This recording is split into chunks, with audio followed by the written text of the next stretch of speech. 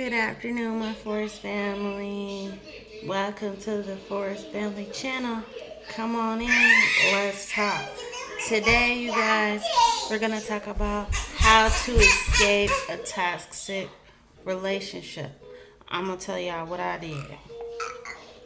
Okay, so for those of you, go play. Go watch your Paw Patrol.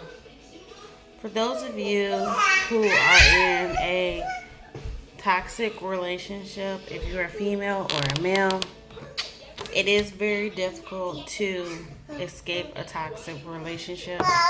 It took me a very, very long time to escape my toxic relationship. And I've had a couple in life, and it wasn't the greatest relationships. I didn't see none of the red flags. I believed whatever that person said. Did what that person asked, and things like that. Because when a male like does stuff to you, or a female, because it goes both ways. Far as a toxic relationship, it could be just the female, it could be just the male. But most likely, most of the time, it's more of the male than it is the female most times.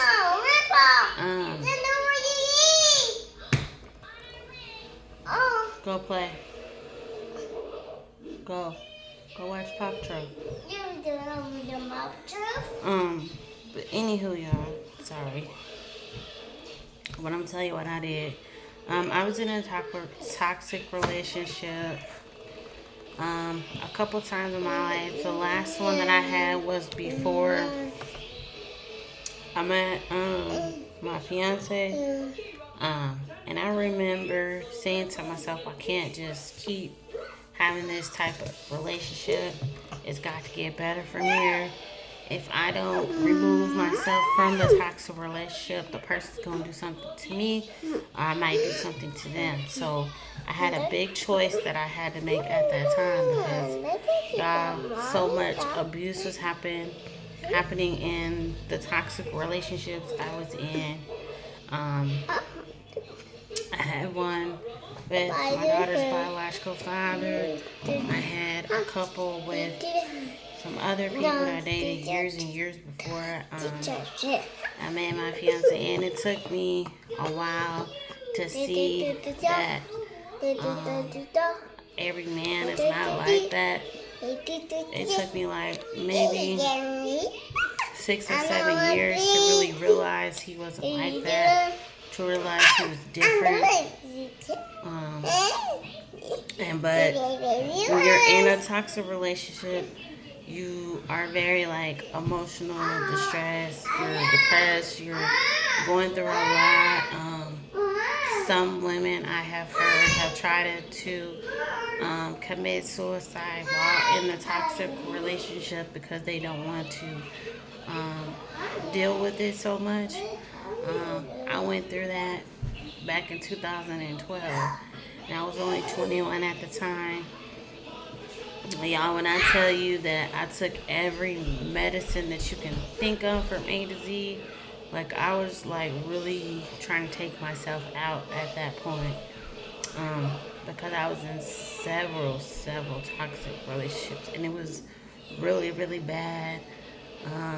I got to the hospital and they pumped my stomach, and I remember my grandmother going with me. And she said, "Baby, what's going on? What's wrong? What is it?" And I kind of just finally told her, like, "Hey, I'm in a toxic relationship. I don't know what to do. I don't know which way to go. Like, I don't know what I'm supposed to do from here." And whatever. And I remember my grandmother telling me about how her relationship with my mother's biological father was when they were teenagers at the time. And she said, "I remember your mom calling her dad, wanting to see him, wanting to spend time with him, and he never just spent time with her, but maybe once or twice in her life." And it took her a long time to understand why he was like that. Their relationship wasn't toxic necessarily.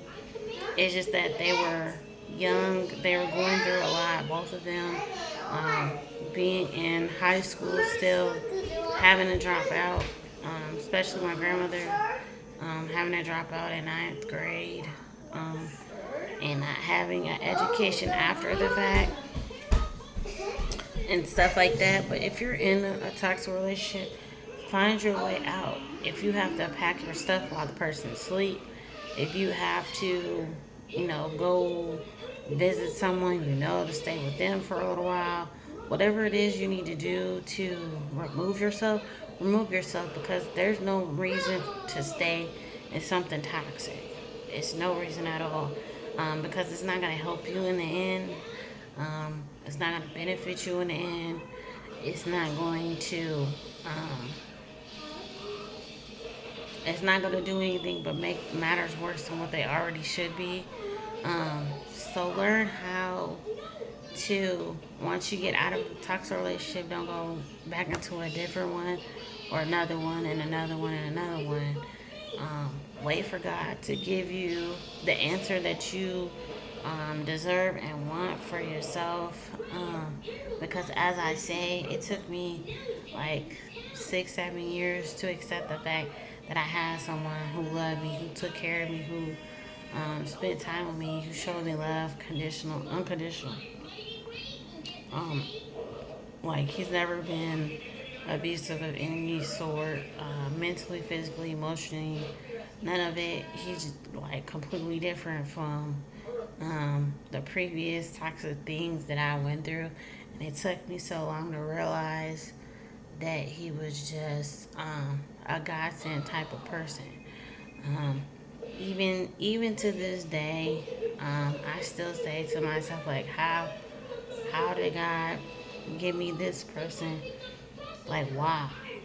To keep me from going into the same things I was already in previous before I met my fiance. Because if I wouldn't have met him when I met him in 2017, I would probably still be in toxic relationships. I would probably be an unhappy person, a person who would be just going through the same thing every day. No, it wouldn't have got no better and no worse at that point.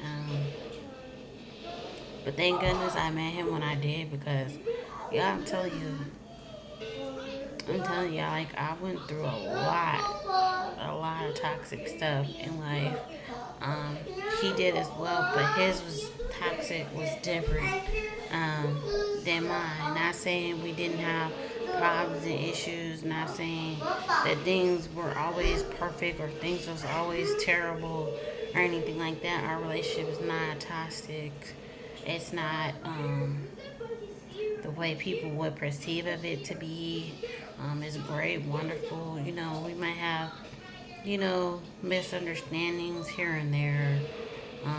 We don't see, we might not see eye to eye on everything. We might not agree or disagree on everything. But that's normal in a relationship. Those things tend to happen. But far as being toxic, absolutely not. We're both not that type of people. We just don't believe in that. We don't do it.